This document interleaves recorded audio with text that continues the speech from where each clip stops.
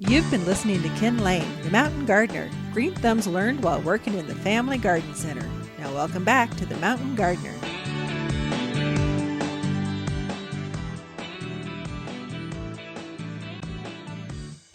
Ready, Perky?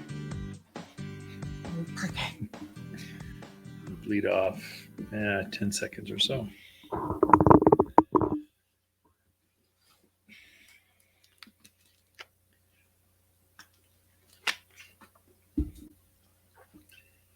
You are tuned into the Mountain Gardener. Your host, Ken Lain, and my lovely, lovely assistant, Lisa Waters Lane. I said lovely. So anyway, Lisa, she comes in with your garden questions. Just what are people talking about in the landscape? What are your neighbors seeing in their yard? And we try to share that. We get through this through emails or just things on the floor or just people coming in. These are the top questions for this week. Lisa, welcome. Yes, thank you. Yeah. Good to be back. It is good to be back. So don't you look forward to this segment every single week? I do. Actually, it's kind of hard to come up with topics every week. It is. 10 minutes nonstop. And I do the other. You do 2 segments. I'm doing 4. So an hour's worth of airtime. It's true, but you have a lot more words rolling around in your head than I do in mine. So. Anyway, what kind of questions we got? What do you got going on? Well, Sherry has a question. She moved into a home with some lovely grasses, Forrester, Pampas grass, and she wants to know, do they have to be cut back, first of all? And if so, what time of year do you do it? So your grasses are in all their glory right now. So Pampas grass, coral foresters, bunny grass. We've gotten some huge selections of grasses in. They're all in bloom. They're just stunning. They're gorgeous. You let them bloom through the end of the year, usually sometime in January. They're now tan colored, so their green is pretty much gone for most grasses. Sometimes Pampas can hold it a little longer, but you enjoy the structure. So even with just the plumes, and now they're straw colored, they're still really pretty, good texture, colors, just interesting. And so enjoy those. Sometime in January, the snows come, there's been a rain or two, and they start to lay over, and then they start to lose their shape. So that's your cue. You don't look so good anymore. I'm cutting you off. And then you go through and you cut them back. Most grasses, you're cutting back pretty much to ankle level. If they're really big, like Pampas grass, you might go knee level or so, but you're cutting back to that curlicue or matted area that you'll naturally see at the base of that grass. Cut it back. And then in March, you're going to fertilize it again, and it will start to grow back up, and it grows and grows and grows. And then sometime in summer, it starts to bloom again. And then it just does that through the end of the year. So it's got a very long, pretty cycle to it. Right. Even whether it's green or brown or straw colored, sometimes they turn red, they turn different colors. Enjoy that. Don't feel like you're rushed, but you prune back grasses after the new year through March or so. And then you just enjoy them the rest of the year. The main thing with grass is you need to fertilize them because they're very, if you fertilize them more regularly, they get better color, they get chubbier, fuller, and the plumes on them will be very large and way more of them. If you don't fertilize them at least 3 times a year, the like Pampas grass, they're real thin and wispy. They look mangy, not sexy, voluptuous, pretty. Just oh my gosh, look at me. Voluptuous. Well, some grasses are.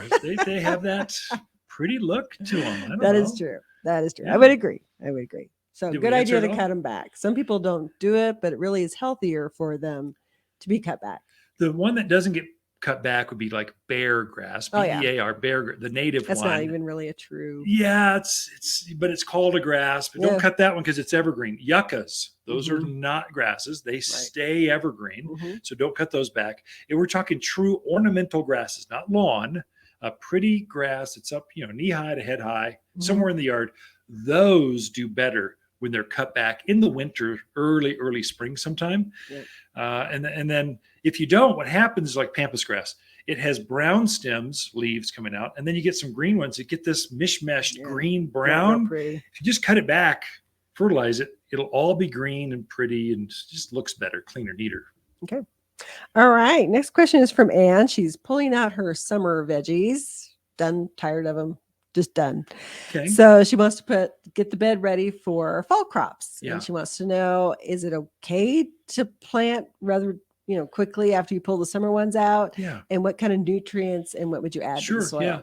So that's so we have 3 main planting seasons here. Early spring. So really, yeah, really 3. Early spring. So you're planting all that leafy stuff. We're talking March and April, first part of May. Mhm. It's still frosty, but it's bright days. Those you're planting spinach and lettuce and kale and cabbage and broccoli, Brussels sprouts, all those you're harvesting the flower or the foliage. Mhm. Those things like the cold. So you plant them while it's still cold out. Then comes the summer planting season. That's what we're talking about. Cucumbers, saying you're harvesting the fruit. Mhm. So tomatoes, eggplants, watermelons, pumpkins, things you're harvesting the fruit, not the foliage. Those are all summer plants. They don't Mhm. like the cold. They like the heat. So typically the locals here, at least in the Central Highlands area of Arizona, we're planting after Mother's Day because that's Right. typically the last frost, typically, not always, but we'll start planting there. Then they're starting to lose production. So you've picked the eggplants off and they just aren't producing like they were. The days are getting shorter. So the summer plants love, 24/7 daylight. If you could give it to them 100 degrees, that's good. They're okay with all that heat. It's now cooling down and the nights are cool and the days are shorter. So they're starting to, some of those big tomatoes, they Yeah. just aren't forming tomatoes like they Right. were 2 months ago. Mhm. So when they stop producing, rip them out of the ground. You're done with them. Why water those things? They don't need it. And then that frees up space for the next season, which is we have a whole nother fall season, kind of like the early spring.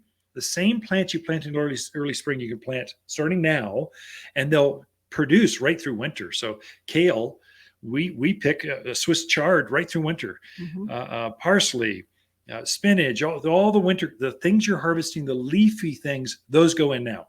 Mhm. And so if you were to have, let's say, lettuce back in the summer, it turns this bitter off color. It doesn't Goes to like the seed. heat. Yeah. It goes to seed. You plant it now. Taste it just melts in your mouth. It's just so you can get to all these exotic varieties. So plant now. How to get the soil ready?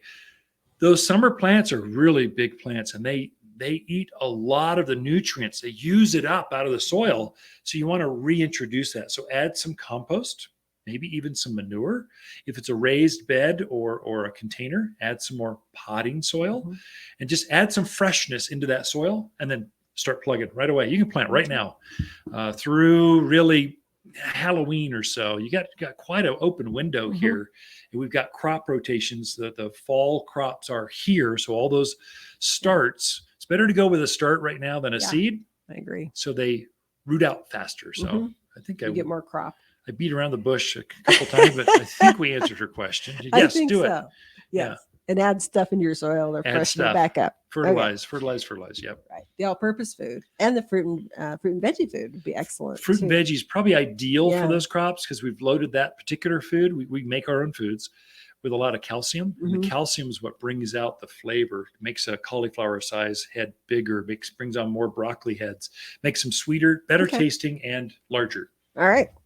Well, our next question is from Ted. He had a large Arizona cypress that Yeah. got taken out by a car. Part of Oh, it got no. taken out. Oh, that His hurts. question is, will that put new branches out, or is that always going to be a horrible reminding scar? It's always going to be a horrible reminder. Conifers. So all your evergreens, the things with needles typically are called conifers. So Mhm. cypress, cedars, junipers, spruce, fir, they're all conifers. Mhm. Conifers do not, typically their new growth comes on the tips, outer edges, and on the inside of the tree. If a major branch is broken off, the bark is so thick that the new leaf buds can't really come through that bark. And so it never really grows on the inside of that tree. Mhm. So I don't know what happened, but if the tree hit it, broke a branch, and had a big mangy scar down the trunk, paint it black. There's nothing you can really do. Plant a tree in front of it. It's not going to put new limbs out at that spot. Unfortunately not. Right. What you can do, what will happen is if you fertilize, you have to give it a really good dose. So that's for the all-purpose plant food. That's it's more acidic. Mhm. Evergreens love that food. Right. Put it on now. Put it on again, let's say next March. And what you're going to do is not grow out of that mark, but make the side branches to grow sideways, filler, so it'll fill in from the side branches. Mhm. It'll finally grow that way because it gets all the sunlight. I wouldn't try to grow it out of the trunk, but out of the whatever those side branches are. And Yeah. Arizona cypress, they get 25 feet wide. I mean, Mhm. they're magnificent. Encourage it to get wider and chubbier, and it'll all be good. So should he? Oh, we're out of time. Never We mind. are out of time. There we go. Good questions this week, folks. Ken and Lisa Lane, the Mountain If your Gardeners, will be neighbors are right encroaching back. on your privacy, we have just the solution. At Waters, we have an entire section of thick, bold plants dedicated to privacy. Fall is a time to plant a new privacy hedge, and we're here as advisors. Take a quick measurement and snap a picture before you come visit, and you'll quickly be living in privacy once again. Plus, our team of experts know how to plant to increase plant growth next spring. We'll show you how. Waters Garden Center. We know privacy in your backyard.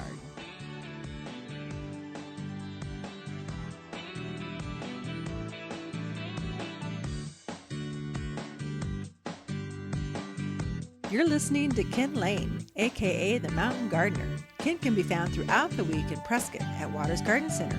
Listen each week as he answers timely garden questions unique to mountain gardens. If you enjoy this show and would like to hear more, please subscribe to The Mountain Gardener, wherever you like to listen to podcasts.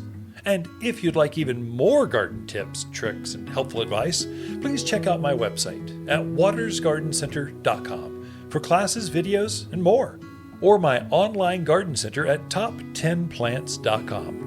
Throughout the week, Lisa and I can be found here at Waters Garden Center in Prescott.